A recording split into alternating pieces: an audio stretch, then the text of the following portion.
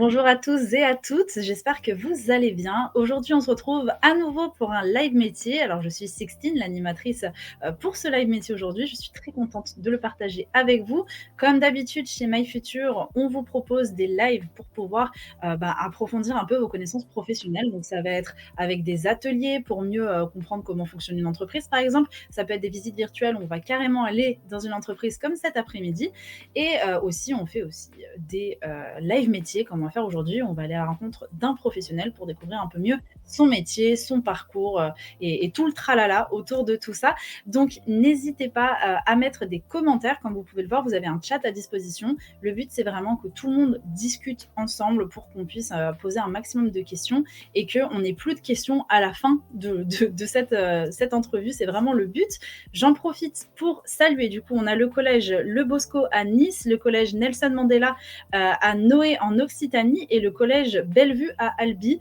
Big up à Albi, parce que j'adore cette ville, donc je suis très contente de vous voir dans le chat. N'hésitez pas à bien commenter et à dire d'où est-ce que vous venez, comment vous appelez et tout. S'il fait beau chez vous aussi, la météo, ça reste quand même un sujet très intéressant.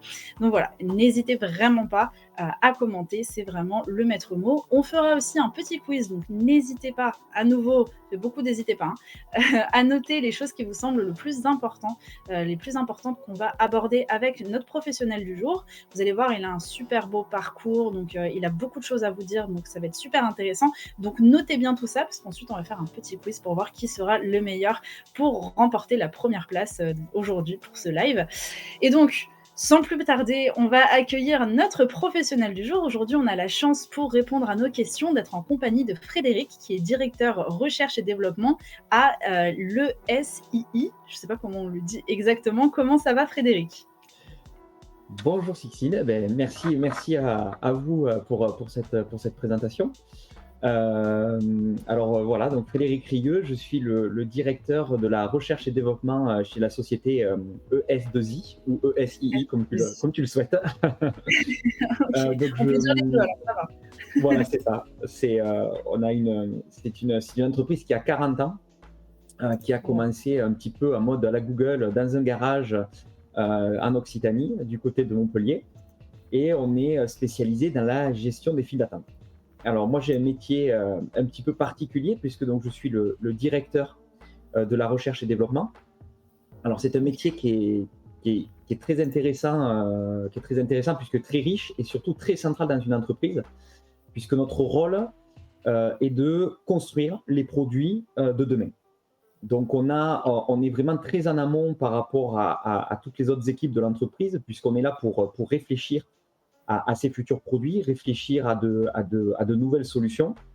On fait beaucoup de veille technologique, donc on est là vraiment pour, comme diraient nos amis commerciaux, pour s'amuser, puisqu'on est là pour vraiment travailler sur les nouvelles technologies, tout ce qui sort. On va travailler donc sur de l'intelligence artificielle, sur de la blockchain, on va travailler sur des nouvelles bases de données, sur de la statistique, etc. Puisqu'on est là pour comprendre comment les usages vont se transformer, comment les gens vont utiliser les produits, comment les gens vont fonctionner dans le futur. Et nous, on est là pour construire les produits vis-à-vis de tout ça. Ok, donc c'est un métier qui est vraiment hyper intéressant. Oui. Si je résume un petit peu, parce que tu utilises des vocabulaires qui sont hyper intéressants, mais peut-être un peu compliqués. Pour résumer un petit peu, toi, tu vas devoir un petit peu imaginer faire de la veille, donc aussi voir ce qui se fait à droite, à gauche, pour voir ce qui va pouvoir être susceptible de plaire aussi pour la suite, et un petit peu spéculer pour ensuite proposer des produits à des clients, c'est ça ? Alors, tout à fait. Alors, là, moi, j'aime bien ce petit schéma qui est le double diamant, le processus créatif. Qui justement résume assez bien finalement le principe du métier. Effectivement, on résume souvent le métier à R&D. Alors pourquoi R&D? Donc recherche et développement. Et donc ça se représente assez bien par ce fameux double diamant, puisque dans le côté R, on a ce côté découverte et observation. On est là pour comprendre le monde, si je pouvais le dire de façon très, très vaste. On est là pour le découvrir. On est là vraiment pour s'immerger dans les usages, on est là pour comprendre ce qui se passe, on est là pour observer aussi les phénomènes. C'est ce côté découverte qu'on voit en bleu. Et une fois qu'on a fait toute cette phase d'observation, de recherche et de découverte, c'est là où on va se mettre autour de la table en mode post-it pour pouvoir vraiment réfléchir. Et là, on est là pour trouver des idées. On est là pour trouver des idées. L'objectif, c'est vraiment de visualiser et d'essayer de trouver des futurs produits, donc de répondre à des challenges. C'est un métier où on a beaucoup de créativité, on a beaucoup de technicité aussi, puisque un challenge, on peut y répondre par des usages, mais on peut aussi y répondre par des choses très très techniques. Donc on a vraiment cette phase de définition, et à la fin, on se dit, ben voilà, on a trouvé une idée, et on va essayer de répondre à tel problème. Donc ça, c'est le côté R, donc la découverte et la définition. Et ensuite, on a les équipes d'ingénieurs, donc qui travaillent aussi dans mes équipes, où on va être là pour construire. Donc on va faire d'abord un prototype, donc on va développer quelque chose. Là, on part de zéro, donc là, on crée, on fait vraiment de la construction. Et une fois qu'on a trouvé, qu'on a commencé à faire un prototype et qu'on voit que ce prototype répond bien au problème, eh bien, on va délivrer. C'est-à-dire que là, on va fabriquer un produit, on va le lancer, on va faire de la production, de l'industrialisation, et on va sortir un produit qui va être vendu au niveau des usagers. Donc, on commence vraiment par ce qu'on appelle le challenge général, c'est-à-dire qu'on cherche, voilà, à quoi on peut répondre. Une fois qu'on a fait ce challenge général, on va vraiment avoir le spectre le plus large possible, puisqu'on va essayer de trouver un maximum d'idées. Et ensuite, on va réduire, on va mettre un filtre pour essayer de trouver vraiment un challenge spécifique sur lequel on va pouvoir créer un produit qui va répondre à des attentes. Ok, Et à donc partir de là, on développe. ce qui est génial avec ton métier, c'est que vraiment tu vois le projet de la phase de conception à la livraison quelque part. Tout à fait. On est vraiment le département qui va du terrain, c'est-à-dire sur lequel il n'y a rien, et on va jusqu'à la livraison d'un produit. Ce produit-là, il répond à ce qu'on a vu sur le terrain à tel moment. Alors ça passe par plein de métiers différents. Ce ne sont pas les mêmes métiers qui vont faire cette découverte, cette définition, des métiers qui vont vraiment faire le développement et délivrer donc le produit final. On va dire que la phase découverte va être faite par les ingénieurs. Cette part définition, on va avoir des chercheurs. On va avoir des chercheurs dans tout un tas de domaines, mais ça peut être aussi des partenaires. On peut travailler avec des universités, on peut travailler avec des sociétés très technologiques qui vont nous apporter la petite brique qui manque pour pouvoir justement répondre aux besoins finalement. Et ensuite, on va avoir des équipes de développeurs, mais ça peut être des développeurs en informatique, ça peut être des développeurs mécaniques, ça peut être des développeurs voilà, de tout un tas de métiers, en électronique par exemple. Et ensuite, derrière, on va vers la délivrance. Et là, par contre, on va avoir des testeurs, des personnes qui vont travailler sur l'industrialisation, les normes, etc. En fait, ça fait vraiment métier d'équipe. Franchement, j'aime trop. Et alors, dans les commentaires, là, je te lis un petit peu les commentaires. Bon, tout le monde dit bonjour. Il y a bonjour Marine, bonjour Mamadou, bonjour Glody. Il y a Mamadou qui nous dit c'est moi le meilleur. Alors, on verra sur le quiz si tu arriveras premier. Marine qui dit bonjour. Il y a Clément qui nous dit je suis motivée. Donc, très bien. Et il y a Marine qui pose une question vis-à-vis de ce que tu es en train de dire. Elle dit donc vous faites de la recherche ou du développement ou les deux? Ah, c'est une très bonne question. Eh bien, en fait, on fait les deux. C'est un processus. Mon métier, donc, en tant que directeur, je suis là justement pour garantir, on va dire, la continuité de ce processus.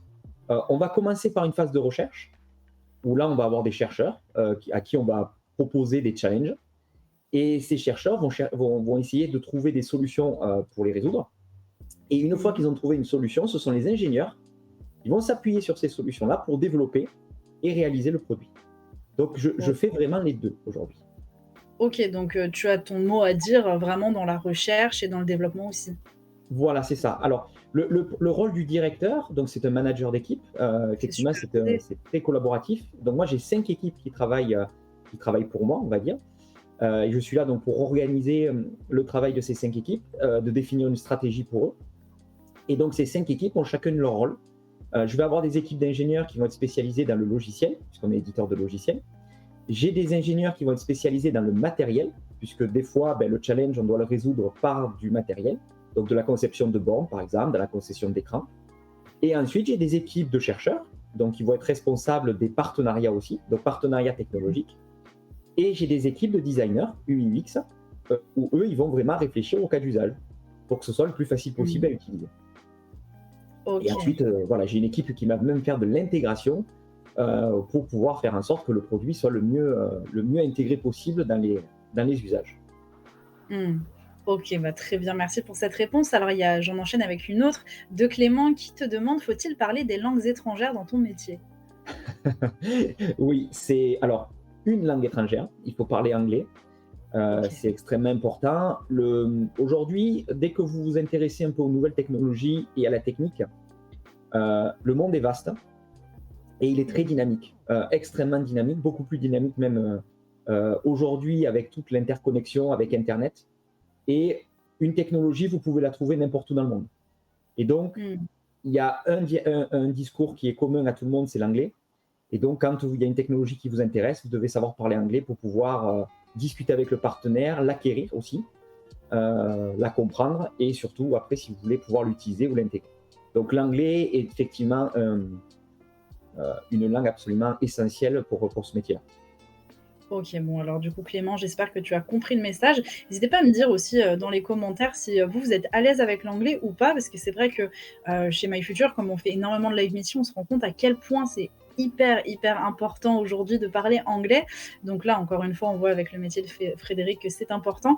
J'en profite pour refaire passer une question, ensuite on partira sur ton parcours pour comprendre un peu mieux comment tu en es arrivé là. Alors il y a Glody qui nous demande: «Est-il possible de faire des stages, des alternances et où est-ce qu'on peut les faire?» Alors oui, on peut faire des stages et alternances sur pratiquement tous les métiers de cette chaîne. D'ailleurs, nous prenons des alternants. On en a pris deux qui aujourd'hui sont ingénieurs chez nous. Donc en fait, c'est même mieux que ça parce qu'on les Mmh. forme en tant Ah bah qu'alternants oui. et puis derrière, on les recrute.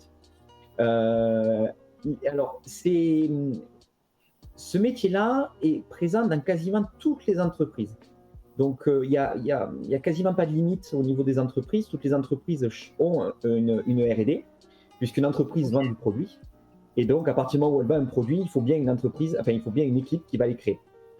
Donc, Mmh. finalement, toute entreprise qui va créer, donc pas les entreprises de services, mais les entreprises qui vont faire de l'édition logicielle, de l'édition matérielle, voilà, ont forcément une R&D et donc il y aura la possibilité de faire des stages et des alternances sur ces métiers. OK, bon, trop cool. Alors, ce serait super comme ça, on sait que vous pouvez postuler, dans l'entreprise de Frédéric. Du coup, ES2I, c'est ça? C'est ça, tout à fait. OK, comme ça, vous pouvez bien le noter. Alors juste avant, je réponds un petit peu, enfin, je relis un peu vos commentaires. Il y a Glody qui nous dit que c'est easy l'anglais, donc ça, c'est bien. Marine qui nous dit: «Je suis nulle en anglais, mais j'essaie de regarder mes séries en VO. Bonne technique, est-ce que ça aide?» Et Clément qui nous dit: «L'anglais, c'est compliqué, moi. T'inquiète pas, ça viendra avec le temps, il y a pas de souci, de toute façon, il y a plein maintenant de manières d'apprendre l'anglais et puis peut-être que, bah, le métier que tu feras plus tard ne nécessitera pas, forcément de l'anglais, donc ne perds pas espoir. Alors, je te propose maintenant, Frédéric, qu'on revienne un petit peu sur ton parcours pour montrer à tout le monde comment est-ce que tu es arrivé là. Et au début, tu m'as dit que tu voulais être archéologue. Tout à fait.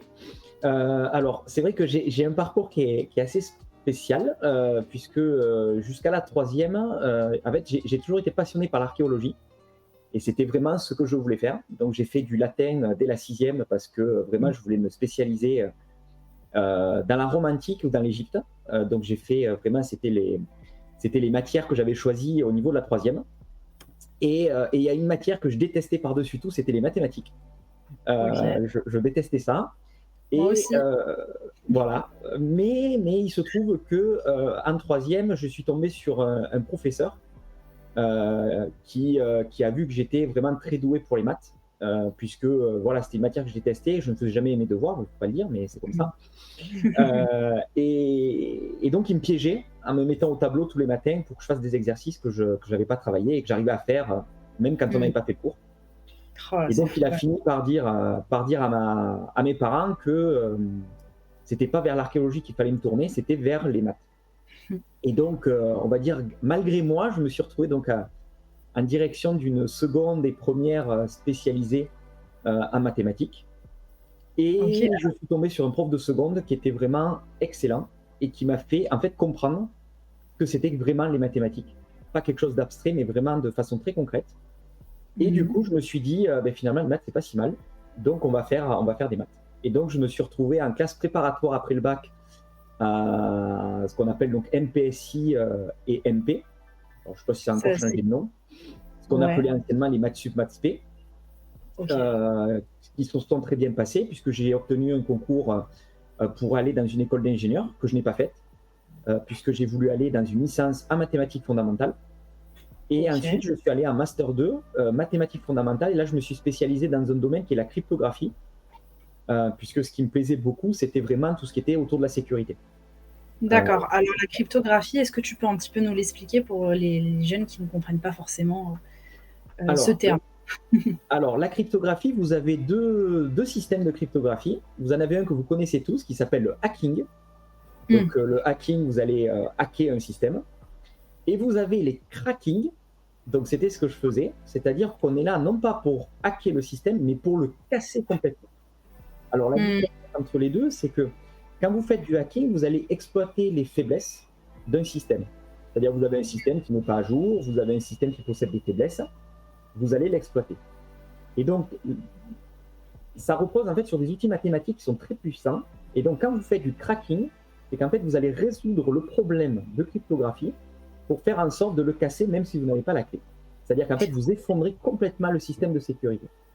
OK, donc par exemple, j'ai pas fait ça du tout, hein, mais par exemple, hein, si une personne aurait, craqué du coup un logiciel payant, dans ce cas-là, ça veut dire que c'est du cracking du coup, c'est pour pouvoir utiliser la licence, sans forcément l'avoir acheté? Alors, c'est pire que ça, c'est que quand il le craque, en fait, il va casser le système de génération des clés, ce qui veut dire que non content, il va pouvoir le mettre à disposition, mais il va aussi pouvoir donner un générateur qui permet à n'importe qui d'utiliser le logiciel. OK. Donc en fait, on est vraiment dans de la... en fait, quand on fait ce système côté mathématique, on est là pour détruire le système. Là où quand vous êtes là pour le hacking, vous êtes là pour exploiter une faille pour pouvoir infiltrer le système. Donc ce Ouais, sont c'est ça. deux visions un tout petit peu différentes. Bon, je résume vraiment, hein. Mais voilà, c'était ma spécialité. Moi, c'était vraiment sur ce côté Ouais, c'est cassé. intéressant. Et C'est hyper intéressant et d'ailleurs dans les commentaires, je vois Loïc qui fait: «Adobe». Des craquages. Pareil, je tousse, mais on n'a rien vu. Il y a voilà. Gaby qui nous dit, Frédéric, c'est un hacker de chez Anonymous, en fait.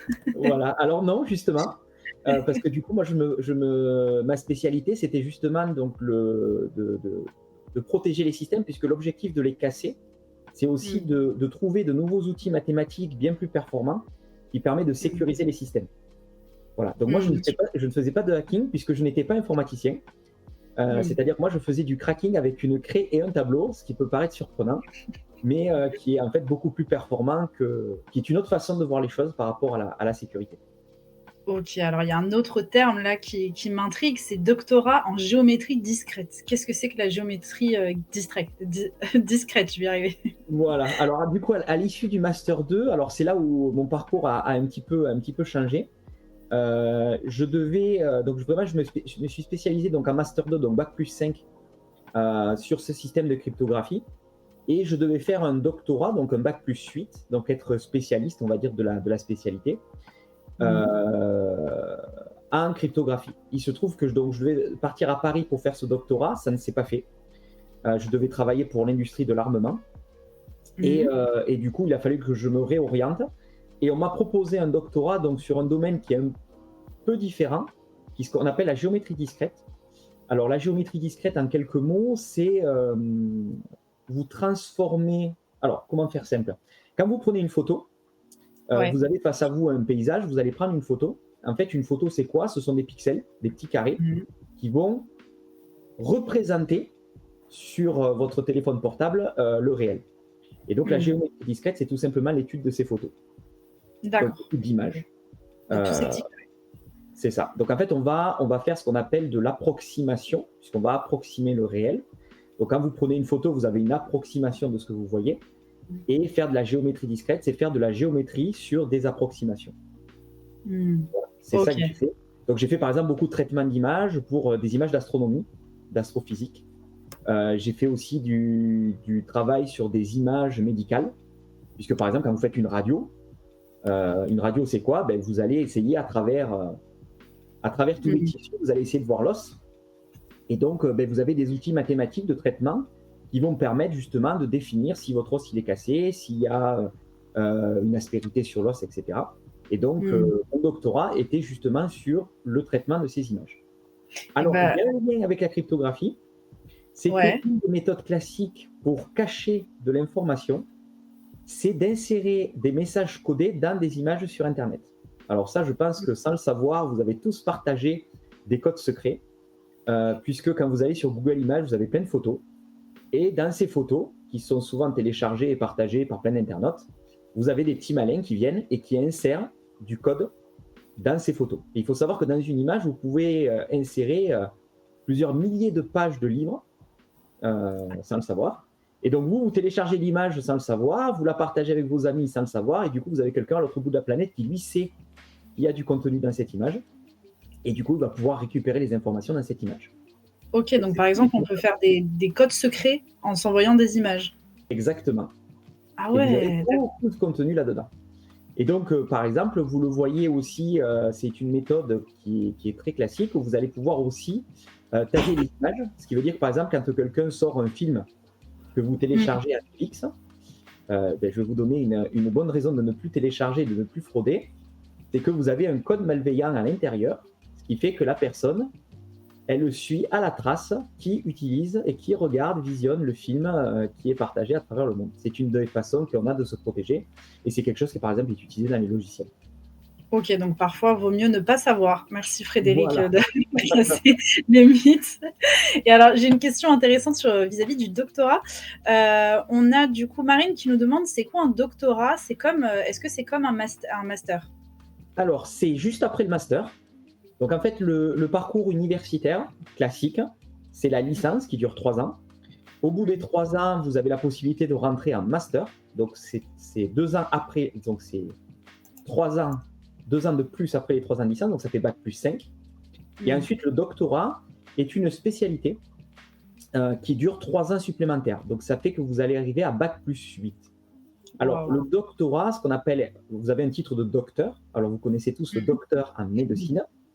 Et bien, en fait, le doctorat est en fait un diplôme beaucoup plus large que vous retrouvez dans toutes les spécialités. Donc, vous avez les docteurs en psychologie, vous avez les docteurs en médecine, vous avez les docteurs en neurochirurgie, mais vous avez aussi les docteurs en physique, vous avez les docteurs en mathématiques, ce qui est mon cas. Donc, je suis docteur en mathématiques. Ok, et vous avez donc, voilà, c'est un diplôme supplémentaire qui est après le Master 2. Alors, c'est un diplôme particulier puisque c'est un diplôme dans lequel vous êtes salarié vous êtes salarié. Vous pouvez être salarié d'une entreprise, vous pouvez être salarié d'une université, puisque vous êtes payé pour faire ces études-là. Et c'est un diplôme de recherche. C'est-à-dire que vous allez vraiment faire de la recherche pendant ce diplôme. Et l'objectif de ce doctorat, c'est d'avoir ce qu'on appelle des publications. Donc, vous devez faire avancer l'état des connaissances sur un sujet donné. Ok, donc c'est trop bien. Pendant mon doctorat, j'ai des publications internationales. Ok, mais c'est ça qui est super, c'est que déjà tu contribues à l'avancée d'une certaine recherche. En plus de ça, tu as vraiment ce côté reconnu avec le côté doctorat et le côté de se sentir utile. Et en plus de ça, tu es payé à faire des études. Donc en vrai, pour le coup, le doctorat, le seul inconvénient, entre guillemets, parce que je voyais sur le chat, tout le monde disait ouais, par contre, c'est des études qui sont longues, quoi. Ça a l'air compliqué, il n'y a pas un moyen plus simple et tout ça. Mais d'un côté, c'est vrai que le doctorat, pour le coup, on est payé à faire les études. Donc c'est quand même super cool. Tout à fait. Alors, le doctorat, c'est vraiment un diplôme qui est hyper intéressant parce qu'effectivement, donc vous êtes sur une partie recherche, gestion de projet, où on vous apprend quand même énormément de choses. Ça dure 3 ans. Mais effectivement, vous êtes salarié. Donc, le fait d'être salarié, pour la retraite, ça compte. Ouais.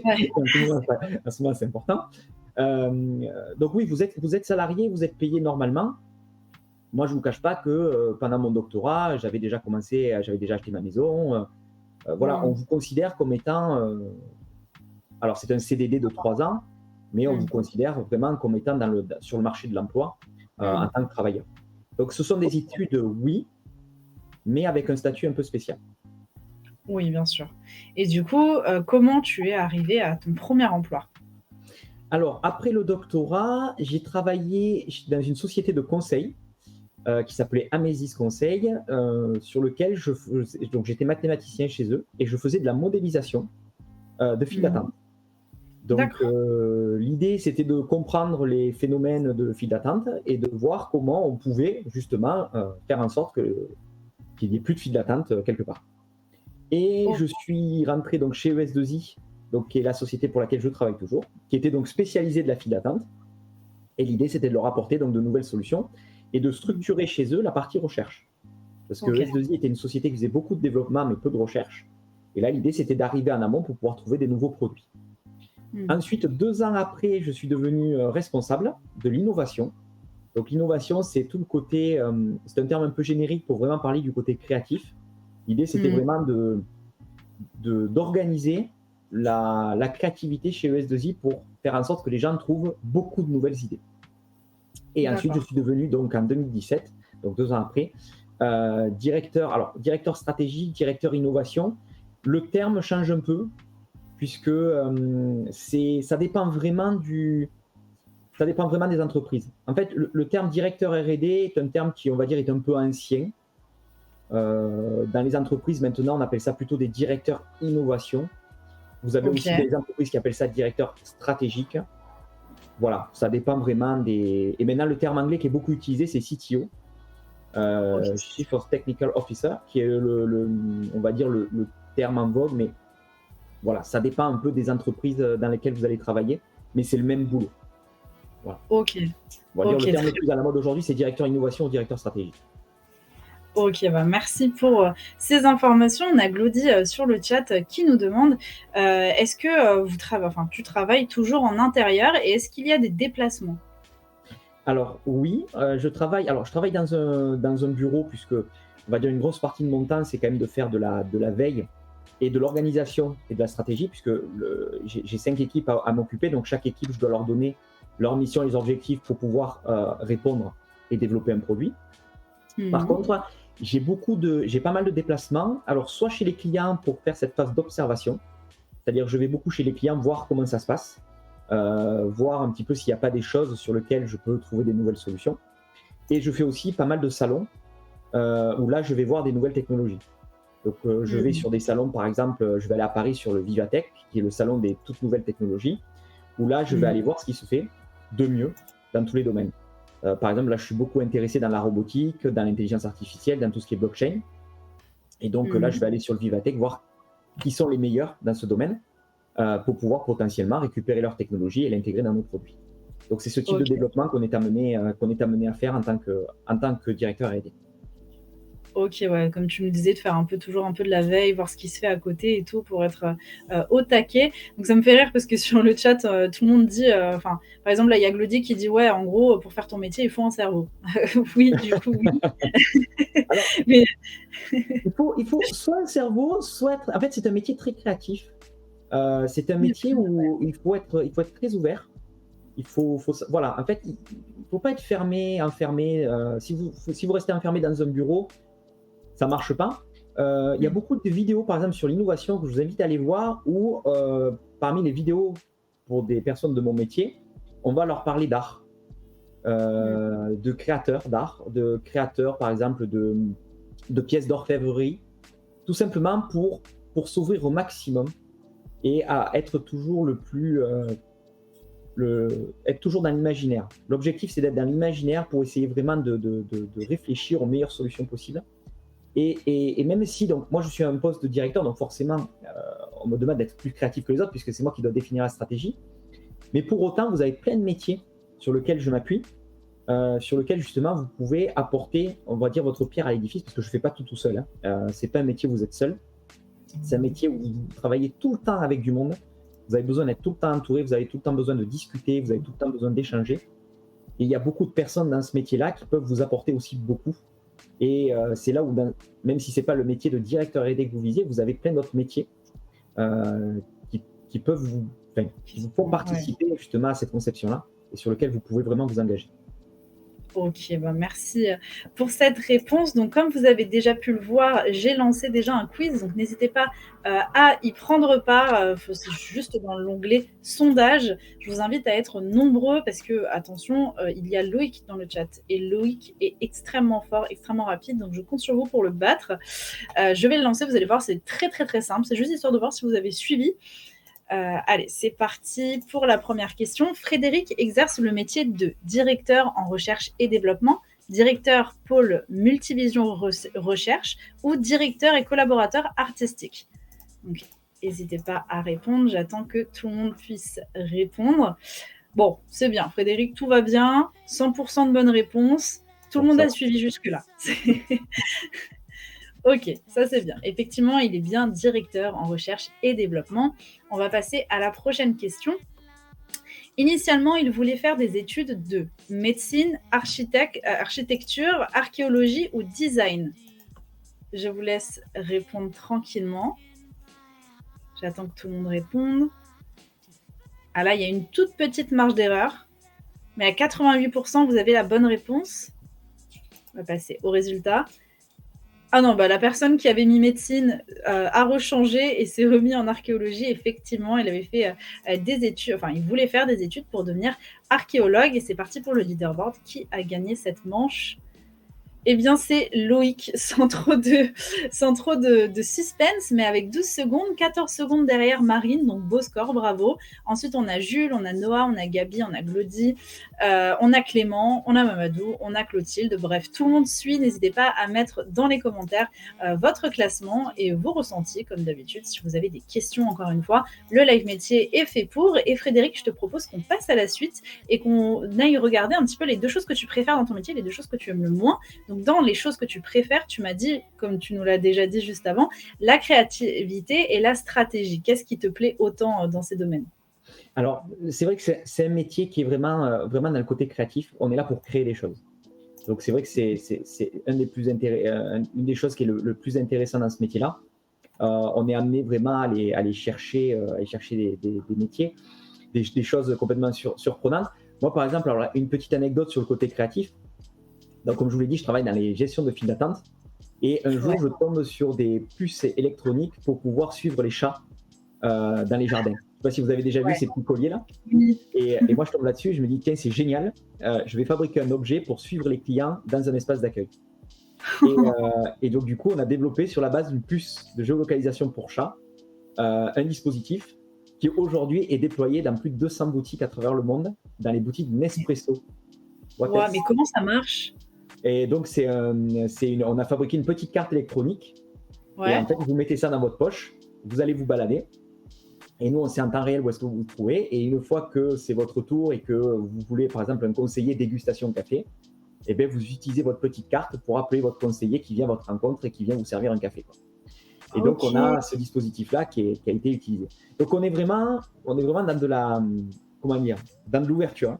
Parce que c'est vrai que pour vous imaginer, moi qui arrive avec ma puce pour chat devant la direction générale en leur disant j'ai trouvé une super idée pour accueillir les gens chez Nespresso. Vous imaginez la tête de la direction générale. Mais c'est vraiment ce côté-là. On est là pour ne pas se fermer les portes. On est là vraiment pour les ouvrir au maximum. On est là pour observer aussi. On est là aussi, il y a un côté humain. Alors, il y a un côté humain sur deux facettes. Il y a vraiment le côté humain qui est là pour faire du management. Où on est vraiment au contact des collaborateurs, on est là avec eux, on travaille avec eux. On est là pour l'échange, beaucoup. Mais aussi, on a le côté humain parce qu'on est là pour répondre à des attentes. On est là pour faciliter le quotidien des gens, on est là pour leur apporter un produit qui les aide vraiment au quotidien. Et ça, c'est quelque chose qui est vraiment génial dans ce métier-là. Et il y a le côté un peu stratégique. Alors là, ça, c'est mon côté un peu joueur d'échecs. Puisque derrière, on est là pour construire une vision sur du très long terme. Là où on va avoir du marketing ou du commerce qui est là sur une vision à court terme, le directeur R&D va avoir une stratégie qui va être sur du long terme, qui est en général entre 3 et 5 ans, voire 10 ans. Donc, ça veut dire que quand on imagine un produit, ce n'est pas le produit qu'on va vendre demain, c'est le produit qu'on va vendre après-demain, voire même après-demain. Donc, ça, c'est quelque chose qui est vraiment génial parce qu'il y a beaucoup de choix à faire. Ouais, il y a un suivi. Et un suivi à faire et de voir en fait ce produit sortir, être produit, s'installer dans les magasins. Moi, ça me fait toujours quelque chose de voir cette puce pour chat qui est déployée dans une boutique en Malaisie, par exemple. En ce moment, on est en train de le déployer en Malaisie. Ça me fait toujours quelque chose de voir ce produit déployé là-bas. Est-ce que tu as pu tester le produit toi-même? Oui, tout à fait. Alors, ça fait partie des déplacements. C'est un produit, par exemple, que je suis allé installer moi-même dans une boutique à Milan. Parce que je voulais le tester en conditions réelles, voir un peu comment allait être le ressenti. Et puis surtout, de ce côté-là, parce que c'est la première fois qu'il était mis en service, de voir comment les usagers allaient ressentir le produit. Est-ce qu'ils allaient trouver ça bien, pas bien. Et oui, donc j'ai eu l'opportunité justement de le faire. Ah, c'est trop bien. Une règle chez nous. C'est-à-dire l'ingénieur qui a porté le projet, qui a eu l'idée, il va faire la première installation pour justement ressentir cette petite Mmh. excitation de voir ce produit-là qui est utilisé et qui est déployé, qui est déployé. Trop bien. OK, bah, merci. Alors après les choses que tu aimes le moins, tu m'as dit l'administratif et les responsabilités. Est-ce que tu peux un petit peu détailler? Alors, c'est un métier qui a alors le côté créatif, le côté stratégique, malheureusement, c'est, 10 de mon temps, puisque derrière vous avez ce côté alors c'est le rôle directeur, hein, qui est important là-dedans. C'est que forcément vous avez un rôle administratif. C'est vous qui gérez les congés, les plannings de tout le monde, les absences. Vous avez donc un rôle administratif qui est quand même assez lourd.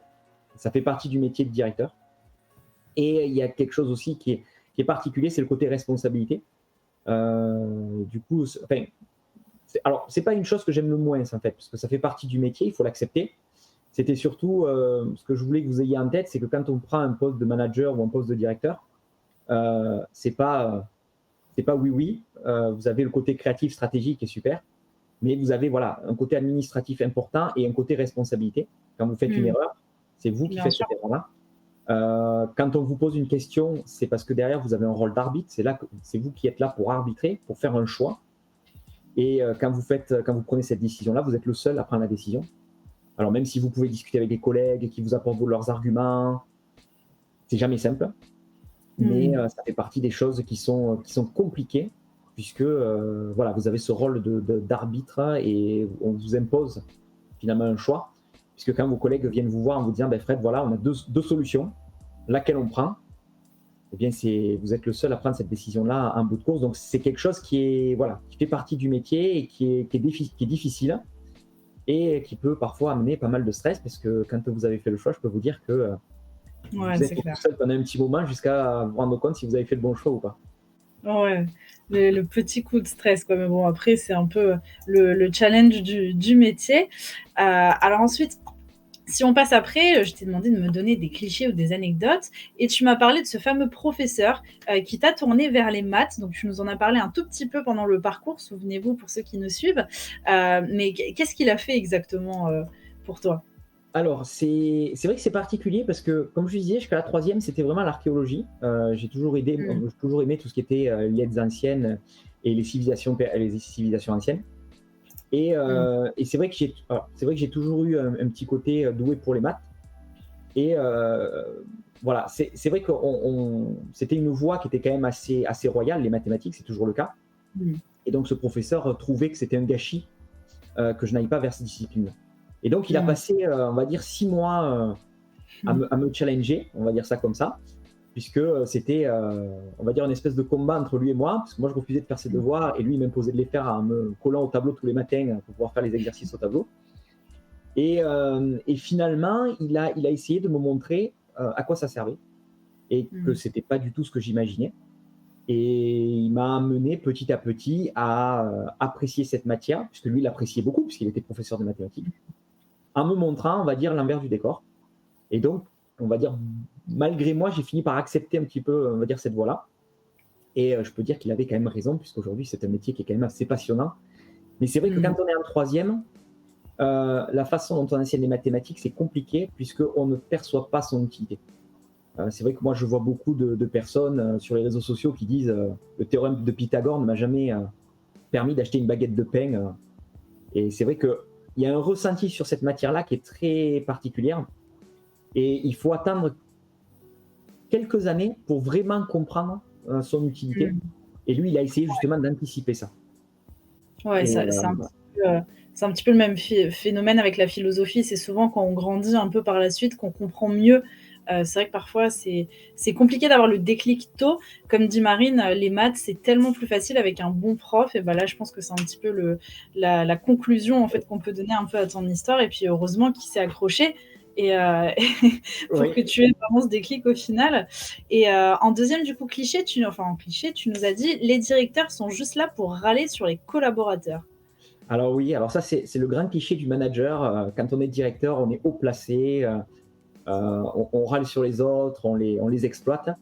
Alors si jamais vous voulez un jour vous diriger vers le management, sachez que si jamais vous faites ça, ben, vous n'allez pas rester très longtemps manager ni directeur. En fait, un Ouais. directeur, c'est un coach.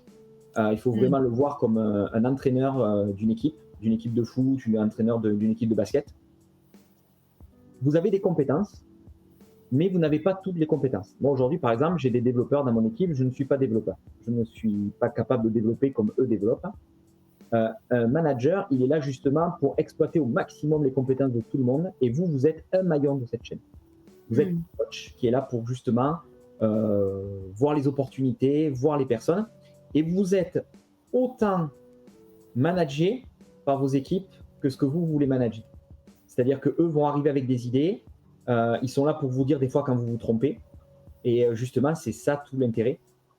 C'est vraiment de travailler ensemble pour arriver à trouver la meilleure solution possible et faire en sorte de prendre les meilleures décisions possibles. Donc, c'est vraiment un métier qui a un côté humain et un côté psychologue qui est hyper important. Ouais, le relationnel.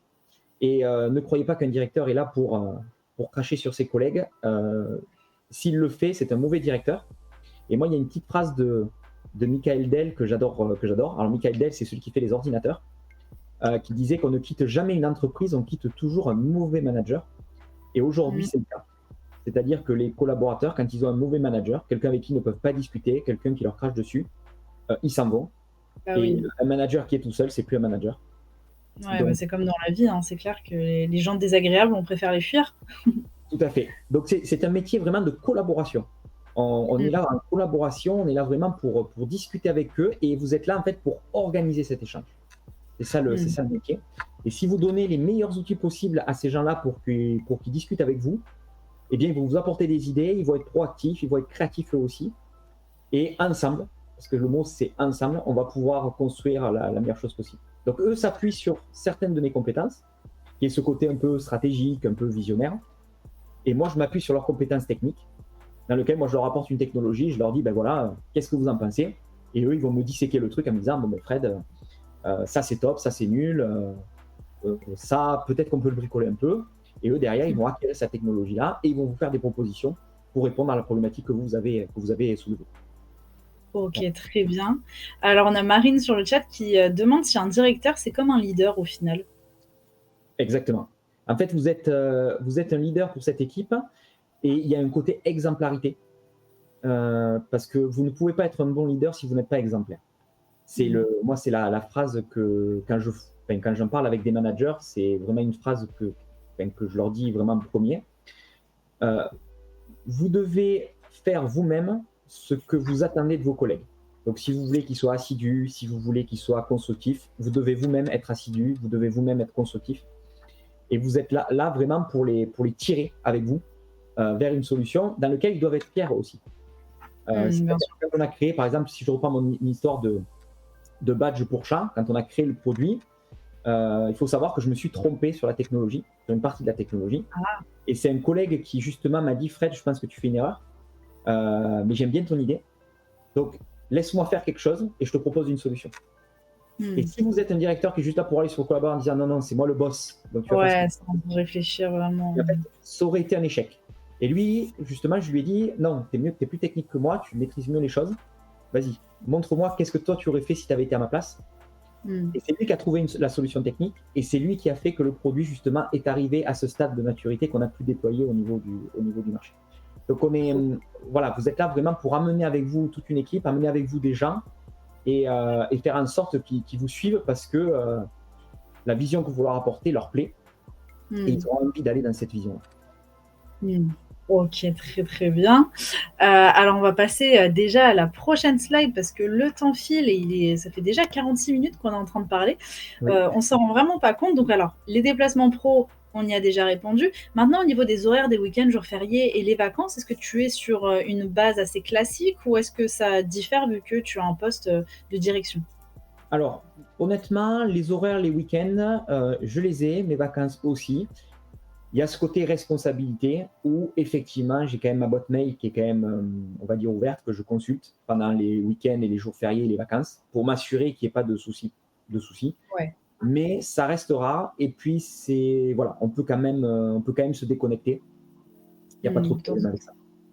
Ok, très bien. Bon, le relationnel, on en a parlé, qui est extrêmement important dans ton métier. Le côté aussi travailler en équipe, c'est ultra important pour vraiment mener à bien les projets. Au niveau de la rémunération, à combien est-ce qu'on peut espérer, si c'est possible, d'avoir une fourchette même un peu large de rémunération? Alors, c'est un métier particulier puisqu'il demande beaucoup d'expérience. En général, le circuit classique, c'est d'être manager dans un premier temps et ensuite manager de manager, qu'on appelle en Mmh. général directeur. Donc, on va être sur, on va dire, entre 5 et 8 ans d'ancienneté dans un rôle de OK. manager pour passer directeur. Et quand on arrive donc sur un rôle de directeur, on va dire que les salaires sont situés en fourchette large entre 70 kilos euros et 100 000 pour les postes les plus Année. à responsabilité, qui dépendent vraiment de la structure dans laquelle vous allez être et du nombre de managers que vous allez avoir. Par exemple, moi, je Bien sûr. travaille dans une petite boîte, donc en fait, je n'ai qu'un niveau de manager. C'est-à-dire, j'ai des managers et en dessous, j'ai des équipes. Vous allez avoir des grands groupes dans lesquels un directeur va avoir des managers qui managent eux-mêmes des managers, etc., etc. Donc, ça dépend Mmh. vraiment de la structure. Mais en général, sur des postes de directeur technique comme ça, on va être entre, voilà, entre on va dire 70 et 100 000 euros. Mmh. OK, très bien pour l'année. Alors on a Noah qui nous demande, environ combien d'heures par semaine est-ce que tu fais? Si tu as une idée? Ça dépend des semaines. On est sur un régime de 39 heures par semaine. Réellement, je tourne. Alors, j'essaie quand même de bien gérer ma partie professionnelle, ma partie personnelle. Donc, j'essaie de ne pas Mmh. trop dépasser. On va dire que je suis entre 40 et 50 heures par semaine, ça dépend des semaines. Mmh. Voilà. OK, Mais d'accord. j'essaie vraiment de Ouais, respecter quand même mes, mes heures de travail. c'est clair pour se préserver et enfin la dernière question du coup, l'environnement de travail, est-ce que tu fais du télétravail? Est-ce que c'est principalement, dans des bureaux? Est-ce que parfois tu peux aller un peu dehors? Comment ça se passe? Alors, pour mon poste, la particularité, c'est que j'ai besoin d'avoir un bureau individuel parce que dans mon bureau, j'ai une salle de réunion pour recevoir les OK. collaborateurs qui ont besoin de parler en tête à tête, puisque vous avez un rôle, encore une fois, de conseil et de management. Mmh. Donc, mon environnement de travail, c'est un bureau indépendant avec donc une table de réunion pour recevoir les collaborateurs. J'ai un très beau bureau, donc je suis très content de mon environnement de travail. Et je fais 2 jours de télétravail par semaine. Voilà. Pas OK, d'accord. plus, parce qu'il faut quand même être en contact avec les personnes. Ouais, bien sûr, encore le relationnel qui est si important, forcément c'est pas la même approche que face à un écran. Tout à fait. OK, bah, écoute, merci beaucoup Frédéric pour toutes ces informations, d'avoir passé du temps avec nous. Est-ce que pour finir, tu aurais un dernier mot à vouloir, faire passer aux élèves qui sont, présents, aujourd'hui et qui sont d'ailleurs très étonnés, en disant: «Oh là là, qu'il travaille beaucoup, oh il doit être très intelligent», donc je tiens à le souligner, ils sont très, admiratifs de ton travail. Alors, il ne faut pas. Alors, ça, c'est le manager qui va parler, on va dire que ce sera le mot de la fin. Sachez que tout le monde est intelligent. Il y Mmh. a on a trop tendance à mesurer l'intelligence par un simple facteur qui est le QI, qui est un très mauvais indicateur, parce que de l'intelligence, il y en a sur toutes les formes différentes. Vous avez de l'intelligence créative, vous avez de l'intelligence émotionnelle, vous avez tout un tas d'intelligence, et c'est pas parce que il y a certains domaines dans lesquels vous vous sentez pas à l'aise que vous ne pouvez pas travailler dans ce type de département. Mmh. Et en fait, c'est tout le contraire.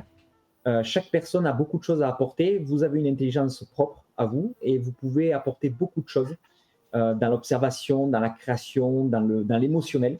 Nous, on travaille par exemple avec des personnes qui vont avoir une intelligence émotionnelle pour pouvoir ressentir aussi la façon d'utiliser les produits. Donc, Mmh. ne vous limitez pas. Au contraire, j'ai même envie de dire qu'on a trop tendance parfois à se limiter. L'être humain a une capacité d'adaptation et de créativité qui est exceptionnelle, et c'est ça qu'il faut savoir exploiter. Et parfois, il faut tomber sur quelqu'un, comme moi, sur un professeur, qui va vous Mmh. révéler là où vous pouvez exceller. Donc, n'ayez pas peur, au contraire.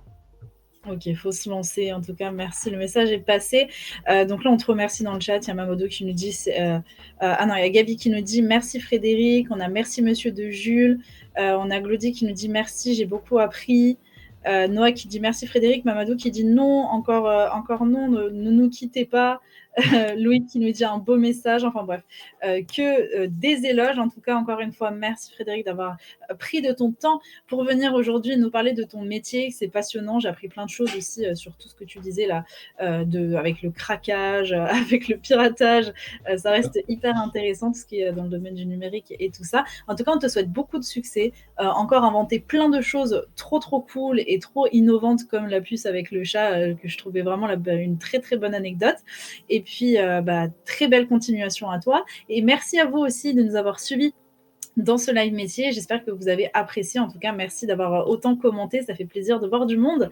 Et n'oubliez pas, si ça vous intéresse, on fait une visite virtuelle tout à l'heure à 15h. Donc, on vous retrouvera pour découvrir des locaux super intéressants de justement un petit commerce à Paris de nourriture et notamment de nuggets. Si vous aimez les nuggets, c'est toujours intéressant d'aller voir tout ça. Et puis, en attendant, je vous dis à très vite pour le prochain événement en ligne et très belle journée à vous.